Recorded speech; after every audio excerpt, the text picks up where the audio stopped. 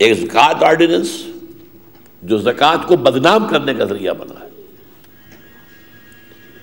محض سود میں سے کچھ حصہ کاٹ لینا، یہ زکوٰۃ ہو گئی۔ ہم دنیا سے یہ کہتے آئے تھے کہ اسلامی نظام کے اندر زکوٰۃ کے ذریعے سے سوشل سیکیورٹی کا وہ نظام قائم ہو سکتا ہے جو اسکینڈینیوین کنٹریز کے اندر ہے۔ یہاں معلوم ہوا زکوٰۃ کا نظام نافذ ہو گیا اور بال برابر فرق واقع نہیں ہوا معاشرے کے اندر۔ بھوکا اسی طرح بھوکا ہے، نادار اسی طرح نادار ہے، غریب اسی طرح غریب ہے۔ اس کو بھی اس نے بنایا تھا اپنے اقتدار کا ایک آلہ کہ میں نے زکوٰۃ کا نظام قائم کیا۔ نماز کا بھی کچھ کیا تھا، دفتروں کے اندر ظہر کی نماز باجماعت ہونی شروع ہو گئی تھی۔ اس میں لطیفہ بھی ہوا تھا میرے ساتھ، یہی لاہور میں جو ریلوے ہیڈ کوارٹرز کے دفاتر ہیں، وہاں سیرت کے ایک جلسے کے لیے مجھے بلایا گیا، اور اس میں تھے صرف آفیسرز، کافی بڑی تعداد تھی۔ میری تقریر کے بعد کچھ گفتگو جیسے ہوا کرتی ہے عام طور پر، تو ایک صاحب نے کہا جناب ہم نے تو یہاں نماز کا نظام قائم کر دیا ہے، ہم یہاں ظہر کی نماز باجماعت پڑھتے ہیں، لیکن یہ جو کلاس 4 امپلائیز ہیں یہ نہیں آتے، بلکہ یہ کھڑے کھڑے ہنستے رہتے ہیں، مسکراتے رہتے ہیں۔ تو ان کا تو خیال ہوگا کہ میں برسوں گا ان پر کہ یہ ایسے زندیق ہیں، ایسے گمراہ ہیں۔ میں نے الٹا جواب دیا، میں نے کہا جناب یہ اس لیے ہنستے ہیں کہ انہیں معلوم ہے کہ آپ جو ظہر کی نماز پڑھ رہے ہیں وہ اللہ کی نہیں پڑھ رہے، ضیاء الحق کی پڑھ رہے ہیں، اثر نہیں پڑھنی آپ نے۔ آپ جا کر جو سوئیں گے انٹا غفیل ہو کر، تو پھر وہ مغرب بھی شاید قضا کر کے اٹھیں گے، یہ اس لیے ہنستے ہیں۔ بہرحال وہ نماز کے آرڈیننس کا مذاق بن گیا، زکوٰۃ کا آرڈیننس جو ہے وہ زکوٰۃ کو بدنام کرنے کا ذریعہ بنا، اسی طرح حدود آرڈیننس۔ بہرحال اس کی نیت کچھ بھی ہو، اس سے علیحدہ قضا نظر، یہ حدود آرڈیننس ایسا نہیں تھا کہ کسی نے کوئی خواب دیکھا اور اگلے روز اس کو نافذ کر دیا، اس پر بڑی محنت ہوئی تھی۔ اس پر مقامی علماء سے اور پاکستان میں بھی اونچے چوٹی کے ماہرین قانون، ان سے بھی مشورہ لیا گیا تھا، اور بیرون پاکستان کے علماء سے بھی مشورہ لیا گیا تھا۔ اس پہ بڑی محنت ہوئی تھی، بڑی مشقت ہوئی تھی، بڑے پیسے لگے تھے۔ سرکار کا خزانہ جو عوام کا خزانہ ہونا چاہیے، اس کی بہت بڑی رقم اس پر صرف ہوئی تھی، لیکن بہرحال چاہے اس کے اوپر عمل کو خاص نہیں ہو پایا، یہ صحیح ہے، اس کی وجہ میں بعد میں آپ کو بتاؤں گا کیوں نہیں ہوا، لیکن یہ کہ اس میں کوئی شک نہیں کہ اس میں شریعت کی طرف ایک پہلو سے، ایک خاص اعتبار سے ایک پیش قدمی تھی، پیش رفت تھی، اس میں کوئی شک نہیں۔ لیکن اب آ کر اس پیش رفت کو ختم کر کے، بلکہ یوں سمجھیے کہ ریورس گیئر لگا دیا گیا۔ اب بجائے اس کے کہ حدود آرڈیننس کے ذریعے سے اور حدود قوانین کے ذریعے سے بدکاری کا سدباب ہو،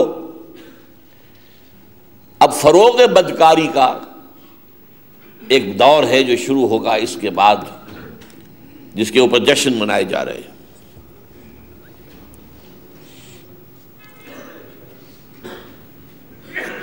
اب جو ترامیم کی گئی ہیں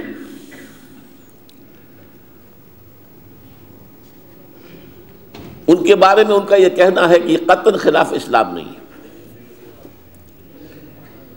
اس ضمن میں مفتی اعظم تو ہے مشرف صاحب، سب سے بڑے مفتی تو وہ ہیں، اور بڑے بڑے مفتیان کرام کے اندر کچھ دانشور لوگ بیٹھے ہوئے ہیں۔ پاکستان میں جو مسلمہ دینی مکاتب فکر ہیں، ان کے کسی ایک شخص نے بھی یہ نہیں کہا کہ یہ اس کا خلاف اسلام نہیں ہے، لیکن ایک رٹ ہے جو چل رہی ہے، جیسا گوئبلز کا اصول تھا جو ہٹلر کا ساتھی تھا کہ جھوٹ بولتے رہو بولتے رہو بولتے رہو بولتے رہو بولتے رہو، اس سے لوگ خود بخود سمجھیں گے کہ سچ ہے۔ جب اتنی دفعہ کہا گیا اتنی دفعہ کہا گیا اتنی دفعہ کہا گیا تو سچ ہی ہوگا۔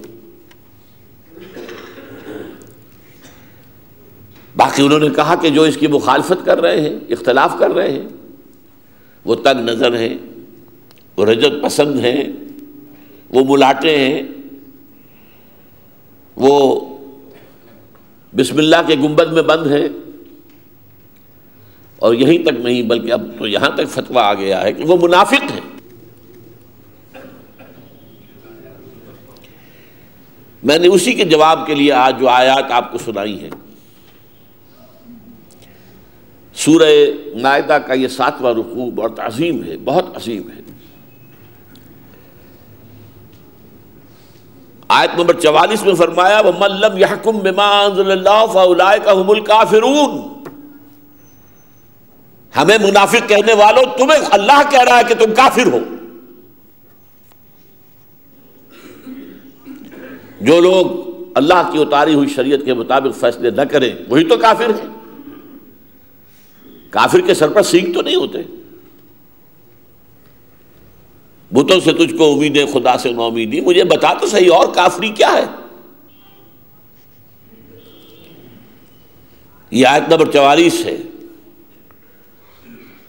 آیت نمبر 45 میں فرمایا وَمَن لَّمْ يَحْكُم بِمَا أَنزَلَ اللَّهُ فَأُولَٰئِكَ هُمُ الظَّالِمُونَ۔ جو اللہ کی اتاری ہوئی شریعت کے مطابق، کتاب کے مطابق فیصلے نہیں کرتے وہی تو ظالم ہے، مشرک ہے۔ یہاں ظالم مشرک کے معنی میں ہے۔ ان الشرک لظلم عظیم، سب سے بڑا ظلم جو ہے وہ شرک ہے، وہ ظالم ہے، مشرک ہے۔ اسی پر بس نہیں، تیسری مرتبہ پھر آپ اندازہ کیجئے اللہ کے غضب کا۔ اللہ کی اتاری ہوئی شریعت کو چھوڑ کر کچھ اور فیصلے کرنا، اس پر غضب کتنا ہے۔ فَأُولَٰئِكَ هُمُ الْكَافِرُونَ أُولَٰئِكَ هُمُ الظَّالِمُونَ أُولَٰئِكَ هُمُ الْفَاسِقُونَ۔ وہی تو ناہنجار ہے، نابکار ہے، وہی تو نافرمان ہے، وہی تو باغی ہے۔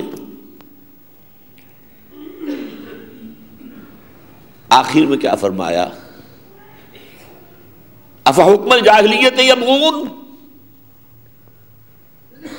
تو کیا یہ جاہلیت کے دور کے قوانین چاہتے ہیں؟ جاہلیت کے احکام چاہتے ہیں؟ وَمَنْ أَحْسَنُ مِنَ اللَّهِ حُكْمًا لِقَوْمٍ يُوقِنُونَ۔ جبکہ اہل ایمان کے لیے، یقین رکھنے والوں کے لیے تو اللہ سے بہتر کوئی نہیں ہے حکم دینے والا۔ یہ جو بھی کچھ ہوا ہے، جس پر جیسا کہ میں نے عرض کیا کہ جشن منائے جا رہے تھے، مٹھائیاں بھی تقسیم ہوئی ہیں، بغلیں بجائی گئی ہیں، اور اس کے بارے میں ہمارے جو دانشور ان کے ہیں، جو کرائے کے دانشور، وہ ابھی مطمئن نہیں ہے۔ یہ تو ابھی پہلا قدم ہے، اس کا آخری قدم کہاں ہوگا، جس کی ابتدا یہ ہے۔ یہی بات بش اور بلیئر نے کہی ہے۔ یہ کافی تو نہیں ہے لیکن چلیے ایک اچھا آغاز ہے۔ اس کا پس منظر کیا ہے؟ وہ کیا چاہتے ہیں اصل میں؟ وہ چاہتے ہیں، وہ جو ایک روایتی بلی ہے جس کی دم کٹ گئی تھی، وہ چاہتی تھی سب بلیوں کی دمیں کٹ جائیں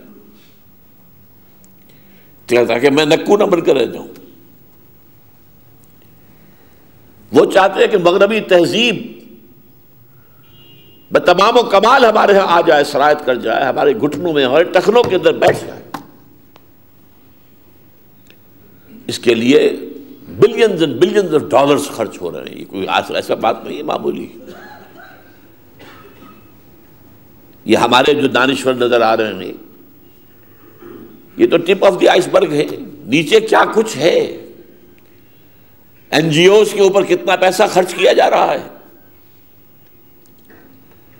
نظام تعلیم کو بدلنے میں، نصاب کو بدلنے میں کروڑہا ڈالر دے رہے ہیں۔ کیوں دے رہے ہیں؟